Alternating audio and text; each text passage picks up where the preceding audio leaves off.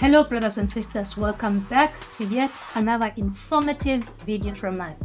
So we are coming to you from Sudan, and I think over the past weekend we had a live where we were discussing the conflicts that are happening in Sudan and also Congo. So this coming after our discussions is something to celebrate.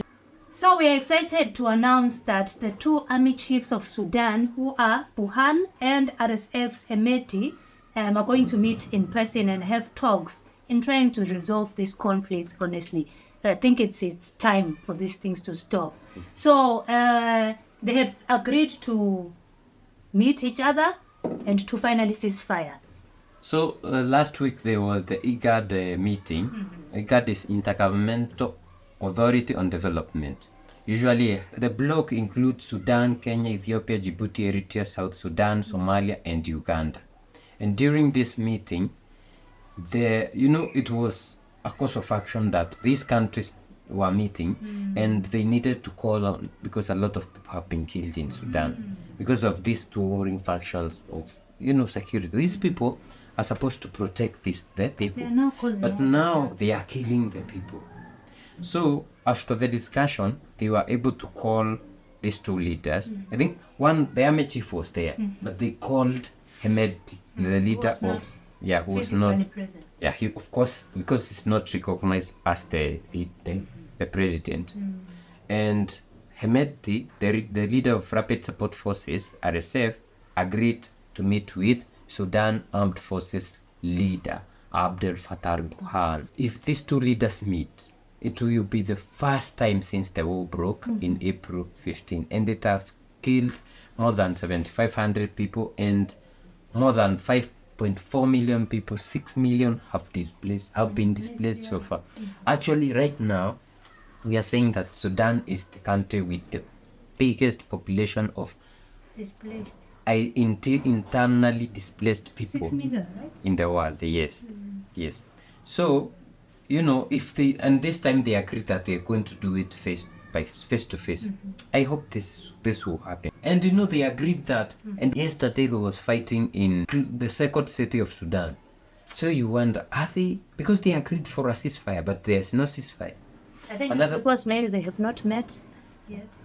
But they agreed, they through the phone. Yeah. They agreed, and the leaders. But both of them want some benefit. The IGAD heads of state said this: his acceptance of the proposals of the assembly for an unconditional ceasefire, resolution of the conflict through political dialogue, and the holding of a one-to-one meeting with the commander of the Sudan army, with the facilitation of IGAD. So they appreciated it, but these guys have not ceased like the firing. Like yesterday, a lot of people are moving out of a seat at the second city of Sudan called Wad Madan because the fighting had started there. You see, and they are talking about moving out of that. Most people had to take a bus, and the bus was charging every person $60.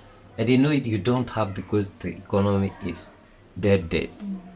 Yeah, so Sudan is in a lot of pain. They should just do it for the benefit of their people. They are not interested. For example, RSF, probably the army is interested, but RSF is not. You saw what they did when they went to Al Janeina. They just killed people, ethnic cleansing. What benefits you killing these guys? Why don't you? I think there's some outside forces. We had a live session on Saturday, and a lot of people are talking about UAE, Saudi Arabia, France. Even France is involved, especially in Darfur, where a lot of people are killed in Darfur. Ethnic cleansing, because they say the people of Darfur are not Arab like they are. Yeah, so it's very sad. It's very sad. It's very unfortunate when you see Africans being used and allowing outside forces to use them to kill, to eliminate their own brothers and sisters. I mean, where is our empathy? They don't feel like it's their brothers and sisters because their hair is better than what we are carrying on the head. That's what they believe. And you've been living with this person for the rest of your life. But RSF was created as Janjaweed to exterminate people. So right now it's still being bought by external forces to, because it's not an independent, it's not serving the nation. That's why, to solve this, the idea was to mix it with the army, like have one army. The RSF becomes the army and everything goes, then we have a president in Sudan and life moves on. Let us hope that these talks will soon happen. And one thing that I've realized is that there's the US here trying to bring these guys together. The US. Yeah. And my question is, why can't we solve our problems as Africa? Can't we? Or is it because Even AU hasn't. yeah, this is the job of the AU. I mean, then if it cannot do its job, let it go. Just like we are seeing people pushing out the UN for being useless in their country. The AU with the military, this is but the AU is not independent. It's funded by the AU, so it's the paper. Yeah. So the AU, if these people don't meet, they are supposed to go there and exterminate them. Exactly. Yeah, and now start a whole new country. Yeah, those are the What they the kind should of do. decisions that you take when you see this becomes like a terrorist group, Yeah. honestly.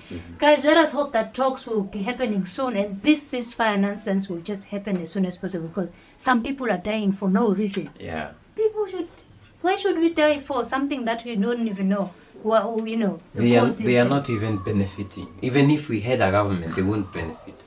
Guys, let us know what you think in the comment section down below. Please don't forget to like the video, share the video, and definitely subscribe. We want to reach 10,000 subscribers very soon. Very soon. Yeah, Very please soon. help us get there as soon as possible. We'll see you in the next one. Bye bye.